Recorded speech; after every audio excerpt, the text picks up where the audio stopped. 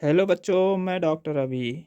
आज हम NCERT class 9 atom and molecules chapter पढ़ेंगे और हम आज इसमें जानेंगे कि एटम्स क्या हैं, मॉलिक्यूल्स क्या हैं और इसमें फार्मूलाज बनाए कैसे जाते हैं, हम लिखते कैसे हैं, वैलेंसी क्या है।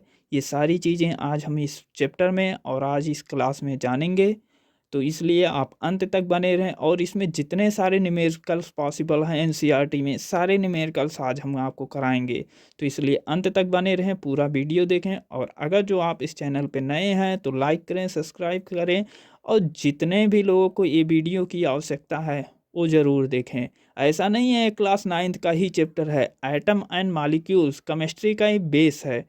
तो बेस को जानना बहुत ज़रूरी है। तो इसलिए जितने भी नीट जेई ये सारे लोगों को भी देखना ज़रूरी है कि एटम्स क्या है, मॉलिक्यूल्स क्या है और फार्मूला सारे बनाए कैसे जाते हैं। तो ये सारी जानकारी आज इस लेक्चर में दी जाएगी, अंत तक बने रहें। तो हम सबसे पहला टॉपिक हम स्टार्ट करेंगे एटम, फिर सेकंड टॉपिक हमारा रहेगा एटॉमिक मास, फिर थर्ड टॉपिक रहेगा हमारा मॉलिक्यूल्स, फिर फोर्थ टॉपिक रहेगा मॉलिक्यूलर मास और फिफ्थ टॉपिक है सिंपल फार्मूला। जो फार्मूलाज होते हैं जैसे वाटर का हुआ और किसी भी एसिड का हुआ, ये सारे फार्मूलाज को हम लिखना सीखेंगे और कैसे बनाया जाता है। उसके बाद हम वैलेंसी सीखेंगे। ये सारी चीज़ें अब स्टार्ट करते हैं हम आज का लेक्चर।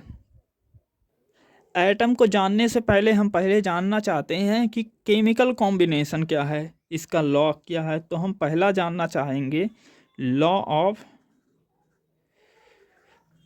Of chemical combination.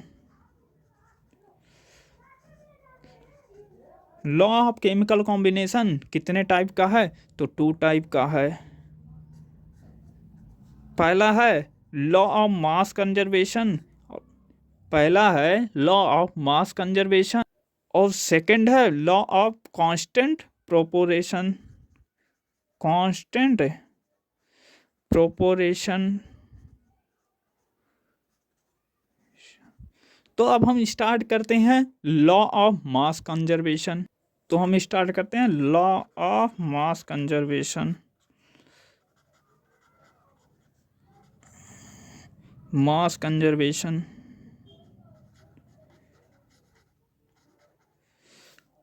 अब लॉ ऑफ मास कंजर्वेशन को समझने के लिए अब लॉ ऑफ मास कंजर्वेशन हम समझते हैं कि पहले डिफिनीशन देखते हैं। Law of mass conservation state that law of mass conservation state that mass can neither be created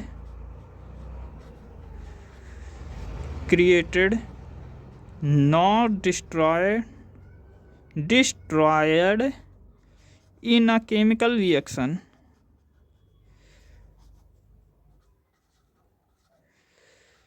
in a chemical reaction. तो बोल रहा है लॉ ऑफ मास कंजर्वेशन, मतलब इसे यहाँ पे क्या करना है, केमिकल रिएक्शन में मास को कंजर्व करना है।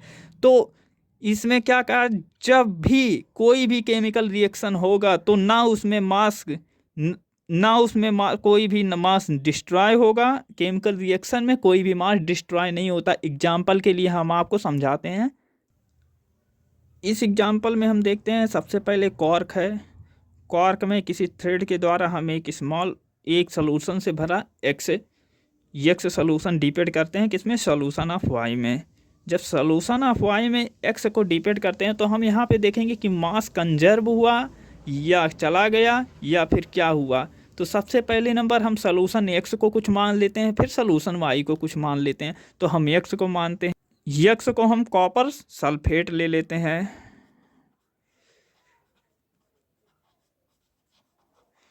कॉपर सल्फेट ले लेते हैं। मान लीजिए 1.25 ग्राम ऑफ कॉपर सल्फेट ले लेते हैं, जो CuSO4 कॉपर सल्फेट हो गया। और फिर वाई को हम ले लेते हैं, किस में डिपिट करते हैं, सोडियम कार्बोनेट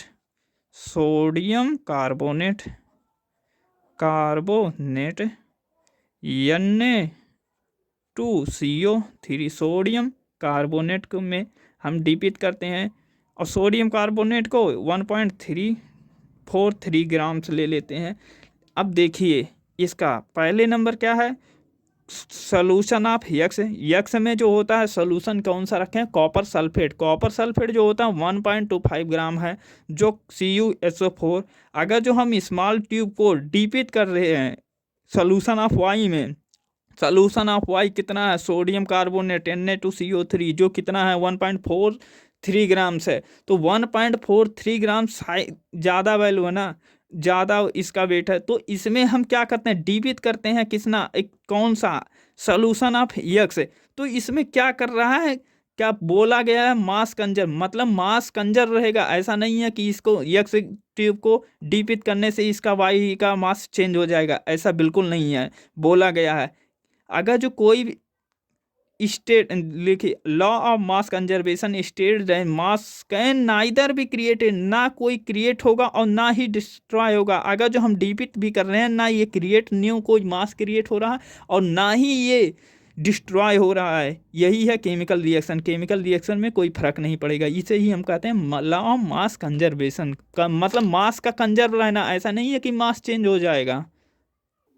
अब हम सेकंड देखते हैं, लॉ ऑफ कांस्टेंट प्रोपोरेशन। अब इसमें कहा गया है कांस्टेंट प्रोपोरेशन। तो इसमें क्या है, दो एलिमेंट होता है, उसको मिलाकर हम जो भी चीज़ बनाते हैं, जो भी कंपाउंड बनाते हैं, उसे ही हम कहते हैं कांस्टेंट प्रोपोरेशन। जैसे हुआ कोई भी कंपाउंड है, जैसे वाटर है, वाटर हम किससे मिलके बनाए हैं, वाटर देखिए, वाटर है, वाटर, वाटर का फॉर्मूला होता है H2O, H2O, जिसमें हाइड्रोजन का एटॉमिक नंबर 1 है और ऑक्सीजन का हाइड्रोजन का एटॉमिक नंबर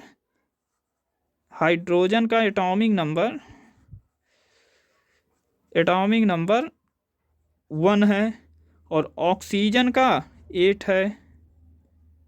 ऑक्सीजन का एटॉमिक नंबर 8 है।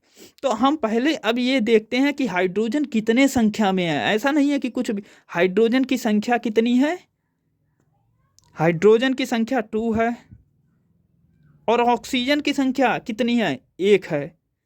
ऑक्सीजन की संख्या 1 है, हाइड्रोजन की संख्या 2 है। तो हम पहले करते हैं इसका मास, एटॉमिक मास कितना होगा, 16 2 18 होता है एटॉमिक मास। लेकिन अगर जो हम देखें कि कितने रेशियो में है, हाइड्रोजन का रेशियो मान लीजिए 1:2 हो गया, 2 का रेशियो, और ऑक्सीजन का रेशियो कितना, 16 का रेशियो है, 8 दूना 16, मतलब इसका एटॉमिक नंबर 8 है और तथा एटॉमिक मास जो होता है इसका 16 होता है हाइड्रोजन ऑक्सीजन का, और हाइड्रोजन का एटॉमिक मास भी 1 होता है। तो जब एक हाइड्रोजन का एटॉमिक मास 1 होगा तो दूसरे हाइड्रोजन का एटॉमिक मास भी 1 होगा। तो मतलब 2 हाइड्रोजन 1 ऑक्सीजन, तो 2:1 का रेशियो, 1:8 का रेशियो है। वाटर में मतलब वाटर में हाइड्रोजन का एटॉमिक मास 2 है तथा ऑक्सीजन का एटॉमिक मास 16 है। तो हम इसे अनुपात में निकालेंगे तो 1:8 का रेशियो आ रहा है। तो मतलब क्या कहा गया, in a compound such as a water, मतलब वाटर में जो भी कंपाउंड है इसमें जो होता है हाइड्रोजन का मास ऑक्सीजन के मास से हमेशा 1.8 गुना, 1:8 का रेशियो मिलता है ऑलवेज। ऐसा नहीं है कि एक बार में वाटर का फार्मूला H2O ही होगा, इसमें कोई अदर ओ नहीं होगा। लेकिन इसमें हाइड्रोजन और वाटर का जो रेशियो होगा 1:8 ही रेशियो हमेशा ही आएगा, ऐसा नहीं। यही है constant proportion. 9 gram water decompose, 9 gram water जो होता है वो डिकम्पोज किसमें होगा, 1 gram of hydrogen and 8 gram of water, sorry oxygen. मतलब क्या कह रहे हैं, 9 ग्राम वाटर डिकम्पोज, मतलब मास है 9 ग्राम मास है, वाटर डिकम्पोज होता है किसमें होगा, 1 gram of hydrogen, 1 gram hydrogen में तथा 8 ग्राम ऑक्सीजन में। तो मतलब अब प्रकार से हम सेकंड एग्जाम्पल देख सकते हैं। एग्जाम्पल के तौर पे अमोनिया को, सेकंड है NH3 अमोनिया। तो हम अमोनिया को देख लेते हैं। अमोनिया में, चलिए एक मिनट, अमोनिया अब हम अमोनिया को देखते हैं। इसमें 14 ग्राम ऑफ कितना हो गया, 14 ग्राम मास जो होता है नाइट्रोजन का एटॉमिक मास है, नाइट्रोजन, तथा 3 ग्राम किसमें हो गया, 3 ग्राम जो होता है हाइड्रोजन। तो 7 मतलब क्या कहा गया, 17 gram ammonia decompose, 17 gram ammonia decompose, 17 gram ammonia decompose होता है किसमें, 16 ग्राम नाइट्रोजन में तथा 3 ग्राम हाइड्रोजन में डिकम्पोज होता है। तो इसका मतलब अगर जो हम अमोनिया को अगर जो देखें तो अमोनिया जो होता है 14:3 रेशियो में ही हम हमेशा मिलेगा, नहीं ना कि कोई अदर रेशियो में। इसलिए अमोनिया को प्राप्त करने के लिए 14:3 रेशियो, 14 ग्राम कितना होगा नाइट्रोजन का और 3 जो होता है हाइड्रोजन का। कांस्टेंट प्रोपोर्शन जो होता है वो होता है केमिकल सबस्टेंट में कोई भी एलिमेंट हो वो हमेशा किसमें डिफाइनाइट अपने जो होता है मास में प्रेजेंट होता है। जैसे कहा in a chemical substance the element are always present in defined proportion by mass, अपने मास के द्वारा ही डिफाइन होता है। कोई भी केमिकल सबस्टेंट है वह अपने मास के द्वारा ही डिफाइन होता है, ना कि किसी और के द्वारा। अब देखिए डाल्टन ने क्या कहा, डाल्टन ने एटॉम को कैसे डिफाइन किया। डाल्टन ने बताया कि all matter weather and element, सभी मैटर एलिमेंट के एक compound mixture is composed of small particle. मतलब बोला गया सभी मैटर जो एलिमेंट के होते हैं एक कंपाउंड या मिक्सचर के रूप में अगर जो कंपोज होता है तो वही है एटम। तो क्या कहा है डाल्टन एटॉमिक थ्योरी ने कहा है कि all matter whether an element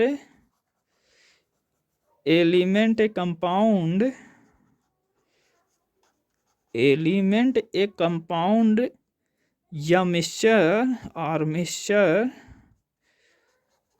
is compose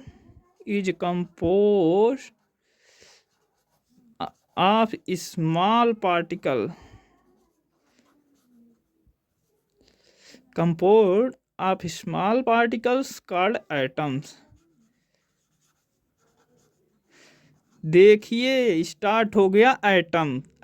Dalton ने बोला all matter whether an element a compound as a mixture is composed of small particle is called atom. मतलब एटम एक स्मॉल पार्टिकल है, छोटा सा छोटा पार्टिकल है एटम, जिसे डाल्टन ने एटम कहा।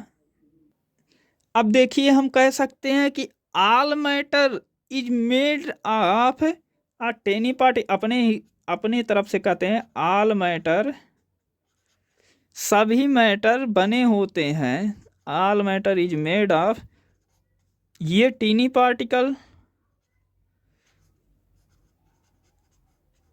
Particles are called atom. कहा अभी डाल्टन ने भी बताया कि ये जो स्मॉल पार्टिकल्स होते हैं उसे एटम्स कह सकते हैं। तो हम भी कह सकते हैं सभी मैटर जो बने होते हैं एक टिनी पार्टिकल से, मतलब एक पतले पार्टिकल से जो बने होते हैं उसे हम कह सकते हैं एटम।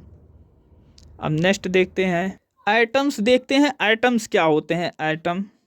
एटम्स के बारे में हम जानते हैं। एटम्स जो होते हैं ये इंडिविजुअल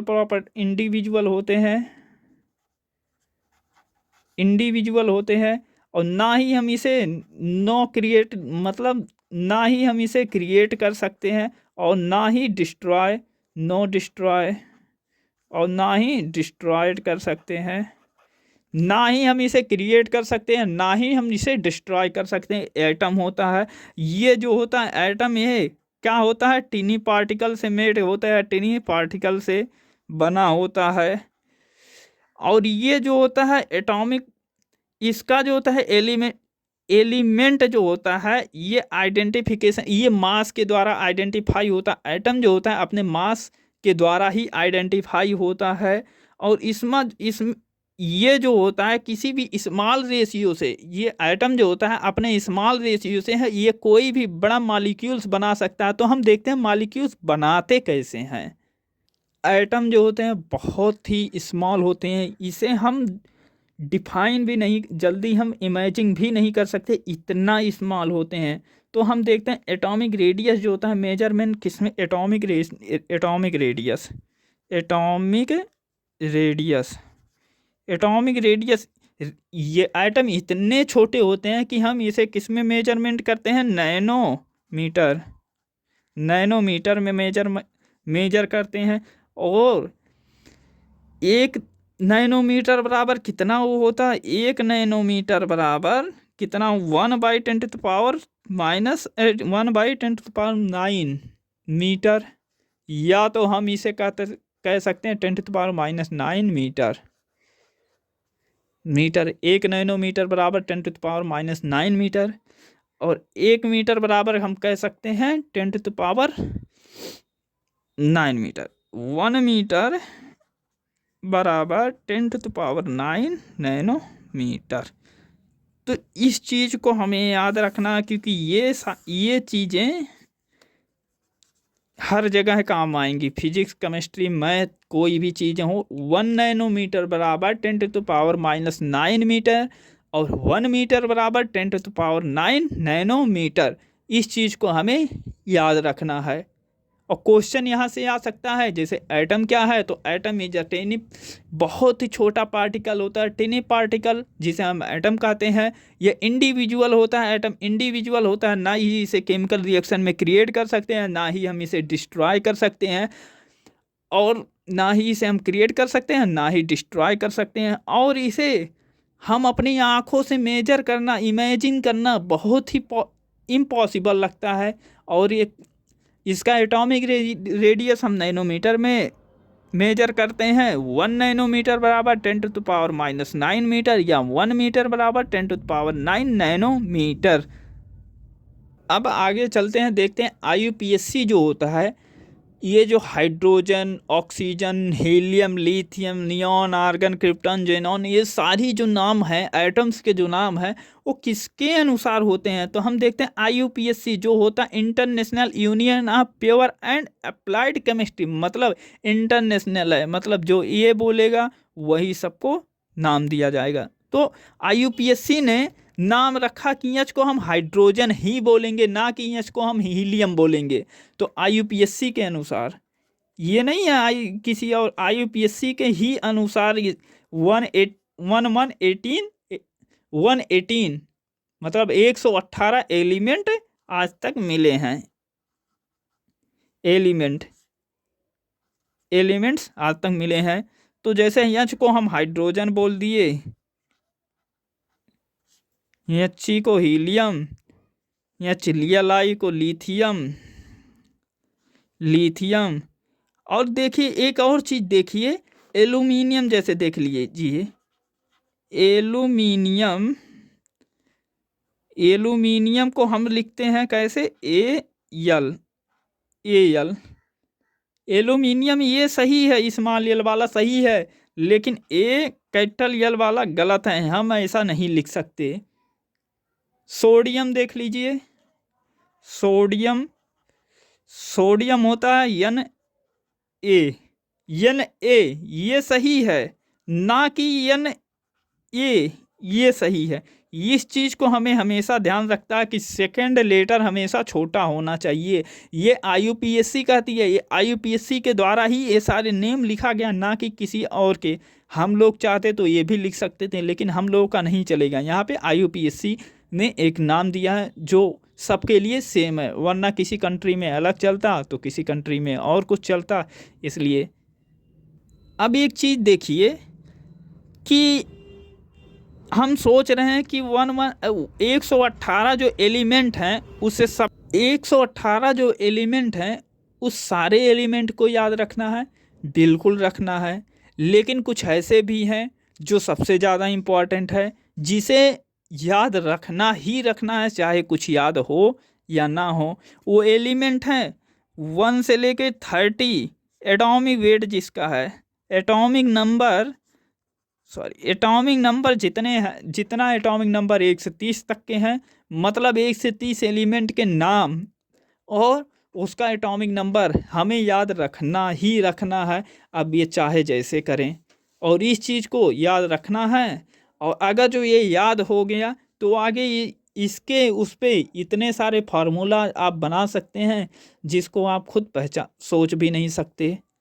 मॉलिक्यूल्स पढ़ने से पहले आज हम आपको एक शायरी सुनाते हैं, आप सुनिए और गौर करिए। नजरें बदली नज़ारे बदले, और कश्ती बदली तो किनारे बदले। अगर इस सृष्टि को बदलना है गुरु, तो इस दृष्टि को बदलो। तू जो चाहता है बेटा, ना तेरे सन्यास में है, ना तेरे बनवास में है। अरे अंदर झांक के तो देख, वो सब तेरे विश्वास में है। अब हमारा न्यू टॉपिक है मॉलिक्यूल्स। तो देखते हैं मॉलिक्यूल्स के बारे में। मॉलिक्यूल्स पढ़ने से पहले हम एक शायरी सुनाते हैं। नजरें बदली नज़ारे बदले, और कश्ती बदली तो किनारे बदले। अगर इस सृष्टि को बदलना है गुरु, तो इस दृष्टि को बदलो। तू जो चाहता है बेटा, ना तेरे सन्यास में है और ना तेरे बनवास में है। अरे अंदर झांक के तो देख, वो सब तेरे विश्वास में है। अब आगे हम पढ़ते हैं मॉलिक्यूल्स के बारे में। हम पढ़ते हैं तो मॉलिक्यूल देखिए, मॉलिक्यूल्स मतलब क्या होगा, two atom are bonded, two या मोर देन एटम, टू या more than atom are bonded. अगर जो दो या दो से अधिक एटम आपस में केमिकली बॉन्ड से जुड़े हुए हैं तो वह मॉलिक्यूल्स होगा। एटम क्या था, एटम एक इंडिविजुअली था, और ये मॉलिक्यूल जो होता है वो इंडिविजुअली नहीं होगा। टू या टू से अधिक कोई भी मॉलिक्यूल एटम जुड़े हैं तो वह मॉलिक्यूल्स होगा। और किसके द्वारा जुड़े होना चाहिए, केमिकली बॉन्ड के द्वारा जुड़ा होना चाहिए। तो हम देखते हैं आगे। मॉलिक्यूल्स में जो होता है, एटम सेम हो या डिफरेंट हो। डिफरेंट आइटम हो, सेम आइटम हो या डिफरेंट आइटम हो, लेकिन दो या more than two item bonded chemically bond के द्वारा जुड़ा हो तो वह मॉलिक्यूल्स होगा। जैसे हम देखते हैं, यस ट्रू ओ वाटर देखिए कितने एटम से जुड़ा है, 2 हाइड्रोजन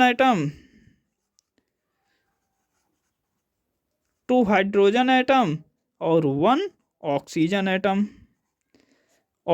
एटम। और ये दोनों मिलके ही तो वाटर बना रहा है। जैसे देखते हैं हम अमोनिया में एक नाइट्रोजन एटम और 3 हाइड्रोजन एटम। अब ये दोनों जुड़ा है तभी तो अमोनिया बना। तो मतलब अमोनिया और ये वाटर जो होता है ये तो मॉलिक्यूल्स हैं, लेकिन उसमें जो नाइट्रोजन और हाइड्रोजन है ये सारे जो होता है क्या है, एटम्स हैं। तो मॉलिक्यूल और एटम में समझ में, मॉलिक्यूल्स जो होता है वो इंडिविजुअली नहीं होता, वो 2 या मोर देन 2 एटम से केमिकली बॉन्ड के द्वारा जुड़ा होना चाहिए। एटम या तो सेम हो सकता है या तो डिफरेंट हो सकता है, लेकिन एटम क्या थे, एटम इंडिविजुअल थे। केमिकल रिएक्शन में उसे ना तो क्रिएट कर सकते थे ना ही डिस्ट्रॉय कर सकते थे, और बहुत ही स्मॉल पार्टिकल्स होते थे। लेकिन मॉलिक्यूल्स क्या है, एटम मिलकर क्या बना, मॉलिक्यूल। तो मॉलिक्यूल्स क्या हो गए, लार्ज पार्टिकल हो सकते हैं या स्मॉल पार्टिकल हो, लेकिन एटम से स्मॉल नहीं होंगे। एक चीज़ें छूट गई थी, monoatomic. Monoatomic, diatomic और ट्राई एटॉमिक।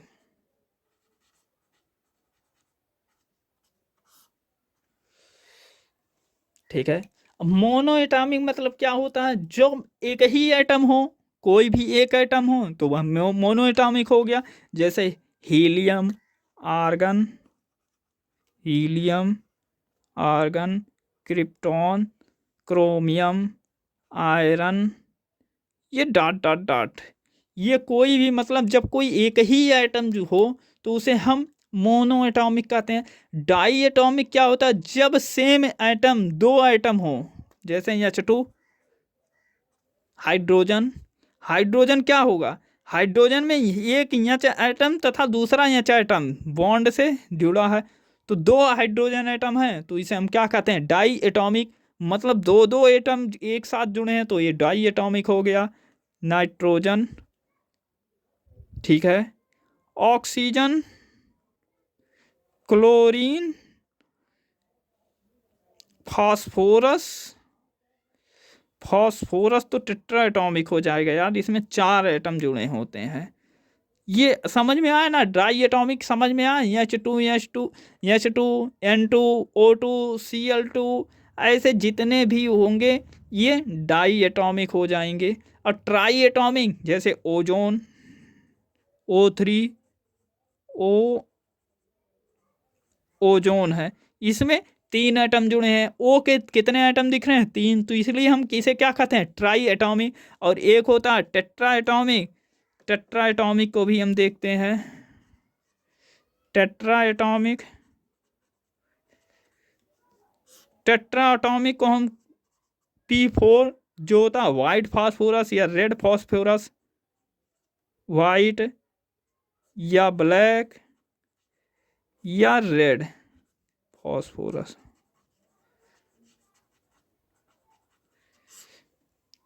ये तो हो गया टेट्रा एटॉमिक। ये होगा पेंटा या poly atomic, poly atomic. Poly atomic में हम देख लेते हैं सल्फर को, सल्फर को X6 भी कहीं पे देखा मिल जाएगा, S8 भी, ये जो होता है सल्फर का हो, सल्फर। तो मतलब देखिए क्या है, मोनो एटॉमिक क्या है, एक ही एटम बॉन्ड, एक ही एटम जुड़े हैं। डाई एटॉमिक में सेम एटम डबल दो दो बार जुड़े हैं, डाई एटॉमिक। ट्राई एटॉमिक में सेम एटम तीन बार हैं। और पॉली एटॉमिक में सेम एटम छः बार हैं। और टेट्रा एटॉमिक में सेम एटम चार बार हैं। अब देखते हैं पहले इसका इसका देखते हैं हम। जैसे देखिए फॉस्फोरस P4 का स्ट्रक्चर कैसे होगा,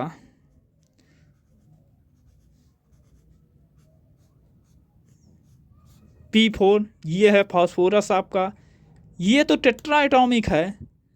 अब अगर जो हम हाइड्रोजन का देखें, H2 का डाई एटॉमिक, हील N2 का देखेंगे N ट्रिपल बॉन्ड, NO2 का O डबल बॉन्ड O। ऐसे मतलब जितने सारे एटम्स हैं बॉन्डली, केमिकल बॉन्डली द्वारा जुड़े रहेंगे। और टेट्रा एटॉमिक का चार फास्फोरस आपस में देखिए कैसे जुड़ा है, इसे हम टेट्रा एटॉमिक। अब हम कहते हैं कि मॉलिक्यूल जो होते हैं कैसे हम उसका रेशियो निकालेंगे, उसके मास का रेशियो, मॉलिक्यूल्स है, कुछ कंपाउंड उसमें होते हैं, कुछ एटम्स होते हैं, वो कितने उससे बने होते हैं मॉलिक्यूल से। आज हम एटॉमिक मास उसका कितना होता है देखते हैं।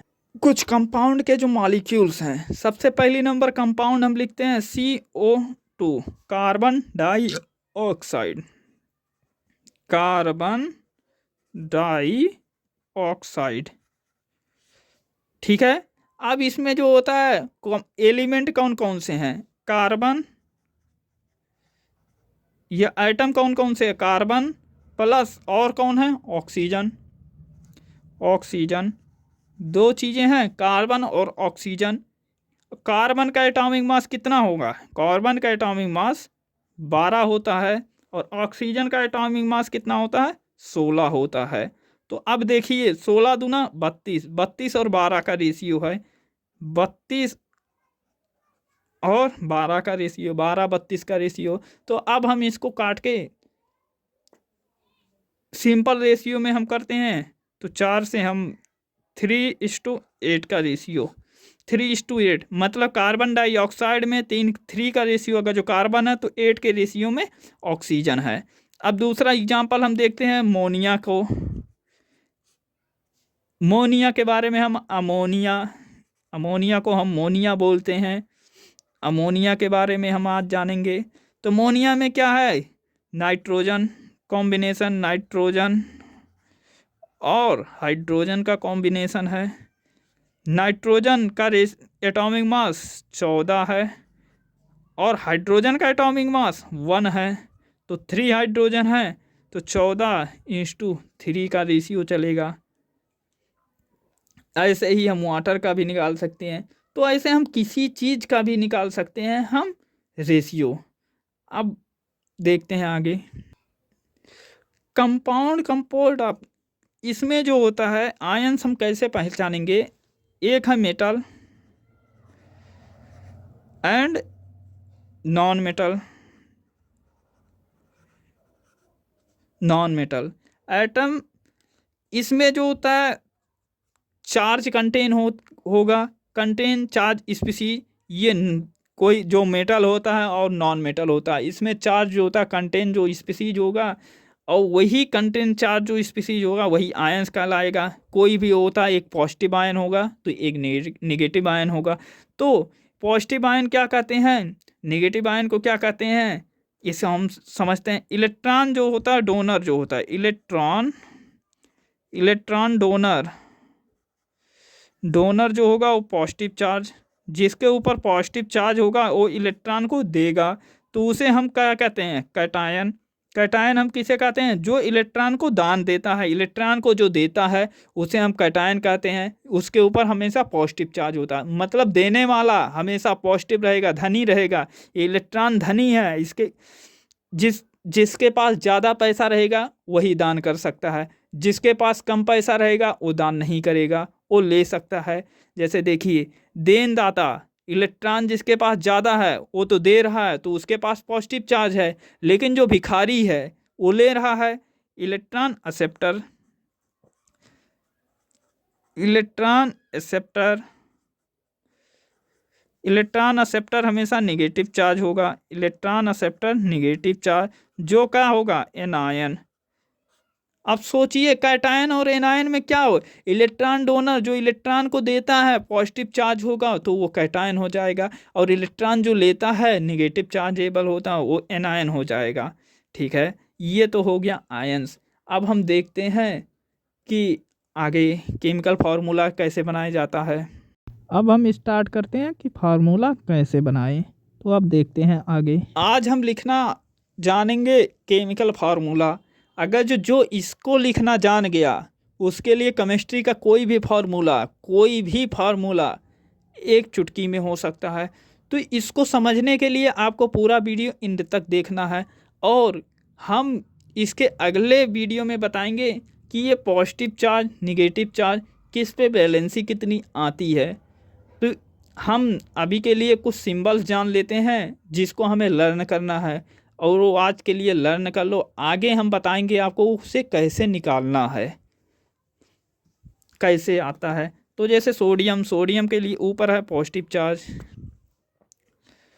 सोडियम, सोडियम, सोडियम Na+ होता है, सोडियम का फार्मूला Na होता है तथा Na+ ऊपर एक पॉजिटिव चार्ज।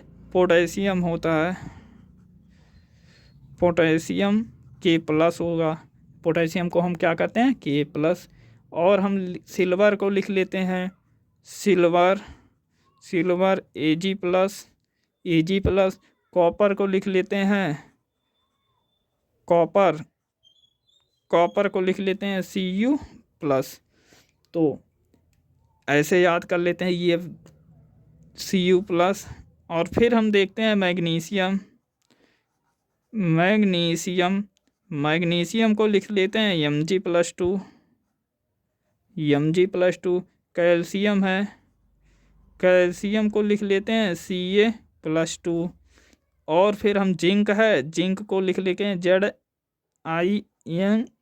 Zin, जिंक को लिख लेते हैं Zn+2। आयरन को लिख लेते हैं, आयरन सेकंड को, आयरन सेकंड जो होता है Fe+2, iron second. Iron third को हम Fe+3 लिख सके हैं। और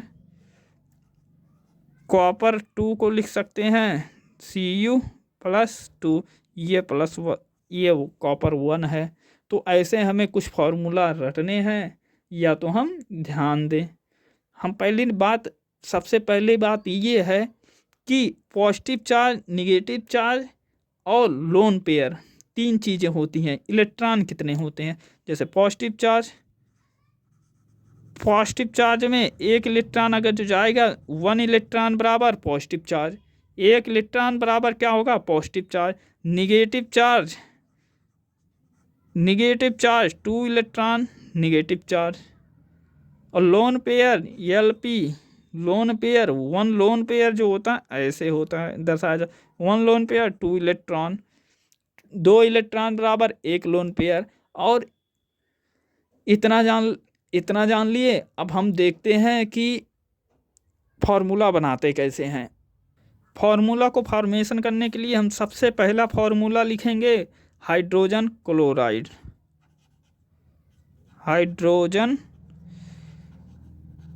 क्लोराइड। अब हाइड्रोजन क्लोराइड को हम कैसे लिखेंगे? हाइड्रोजन मतलब यहाँ से, क्लोरीन मतलब क्या होगा? पहले सिंबल लिखते हैं। हाइड्रोजन मतलब यहाँ से, क्लोरीन, क्लोराइड जो है, क्लोरीन मतलब Cl।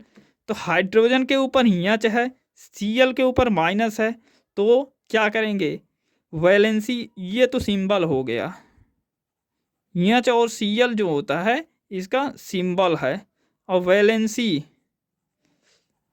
वैलेंसी दोनों का 1-1 है। अब इसकी वैलेंसी, हाइड्रोजन की वैलेंसी क्लोरीन से मल्टीप्लाई होगी, और क्लोरीन की वैलेंसी हाइड्रोजन से मल्टीप्लाई होगी। तो हम पहले यहाँ से यहाँ जगह इसके ऊपर माइनस माइनस हटा दें, माइनस प्लस का खेल हटा दें, तो आराम से समझ में आएगा वैलेंसी से। यहाँ से Cl आपको आया या नहीं आया? अभी हम इसी वैलेंसी के बारे में अभी हम बात करते हैं। और दूसरा फार्मूला ये हो गया, यहाँ से Cl जो होता है हाइड्रोजन क्लोराइड का फार्मूला हो गया।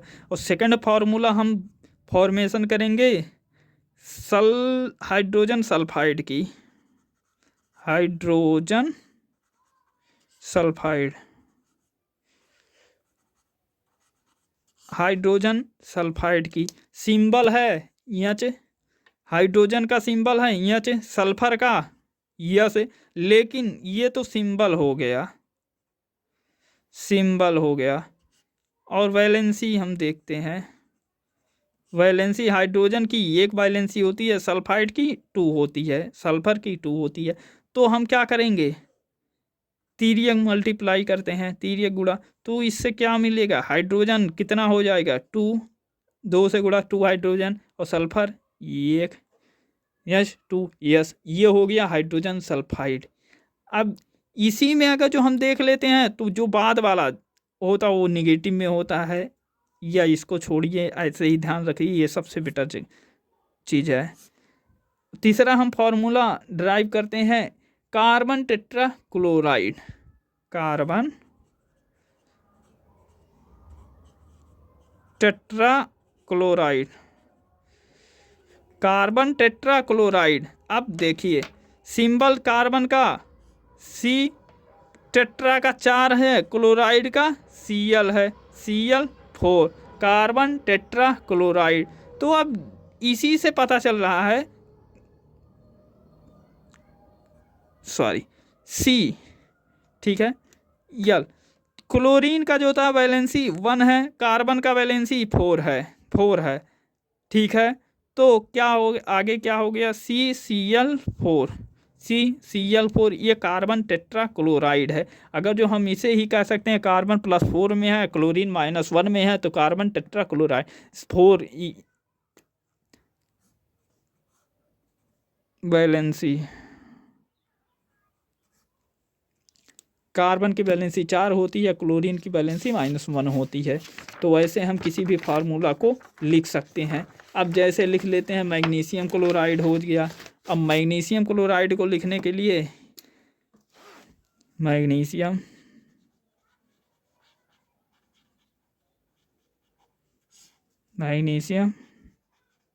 क्लोराइड, मैग्नीशियम क्लोराइड को करने के लिए मैग्नीशियम जो होता है Mg, क्लोराइड के लिए Cl।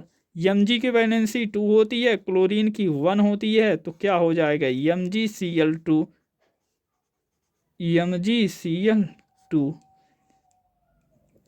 अब आगे हम देखते हैं कि कुछ और भी एग्जाम्पल्स हम देखते हैं जो थोड़ा टिपिकल वाले हैं।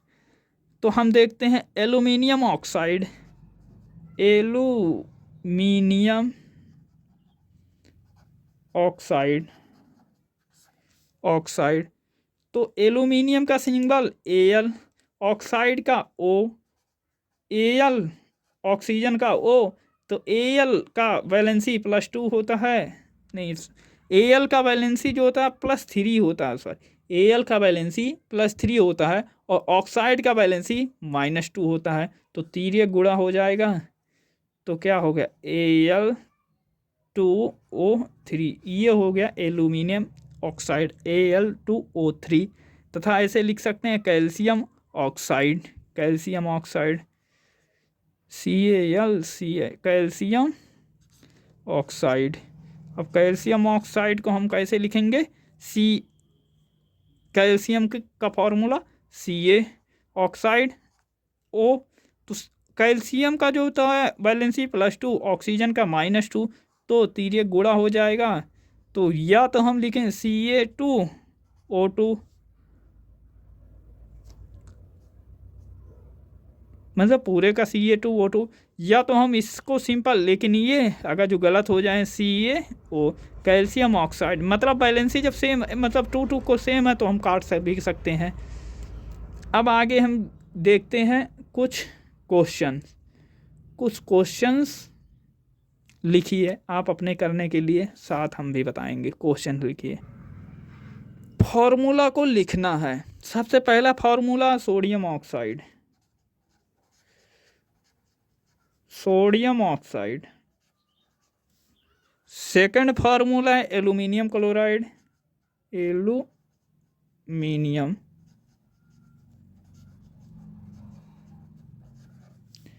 थर्ड है सोडियम सल्फाइड।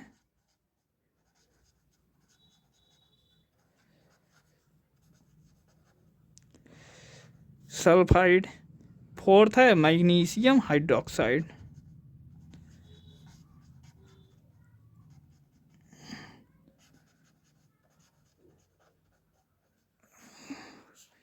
ये चारों क्वेश्चन आप सॉल्व कीजिए, फिर हम भी सॉल्व करते हैं। देखिए किसका किसका सही है, किसका किसका गलत है।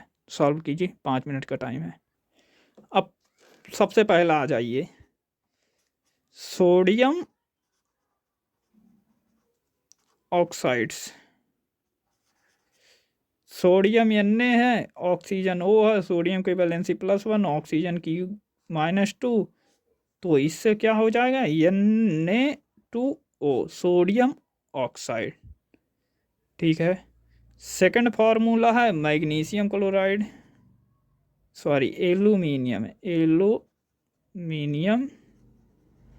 क्लोराइड। कमेंट्स आप लोग करते रहिए, जिनका जिनका हो गया फार्मूला।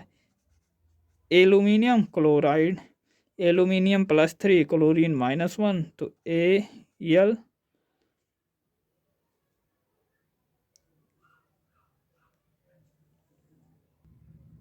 +3 -1, तो मल्टीप्लाई AlCl3, एल्यूमिनियम क्लोराइड। अब तीसरा है सोडियम सल्फाइड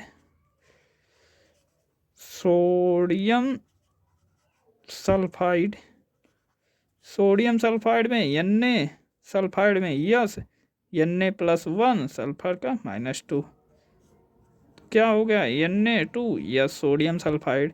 अब मैग्नीशियम हाइड्रोक्साइड, अब इसे भी आप सॉल्व कीजिए। अब आगे चलते हैं। आज का टॉपिक हम यहीं पे ख़त्म करते हैं, कल हम देखेंगे इससे आगे। इसलिए अगर जो आप चैनल पे नए हैं, हमारी ऐसी वीडियो प्राप्त करनी है तो आप हमारे चैनल को सब्सक्राइब करें, लाइक करें और बेल आइकन को दबाएं। और जितने भी हो सके उतना भी आप शेयर करें, जिससे और लोगों के पास पहुँचे। कुछ नहीं तो ज्ञान प्राप्त होगा, और ज़्यादा नहीं सही, कम से कम फ्री में ज्ञान तो प्राप्त कर ले रहे हैं, इसलिए आप शेयर करें। Thank you. आज के लिए बाय बाय।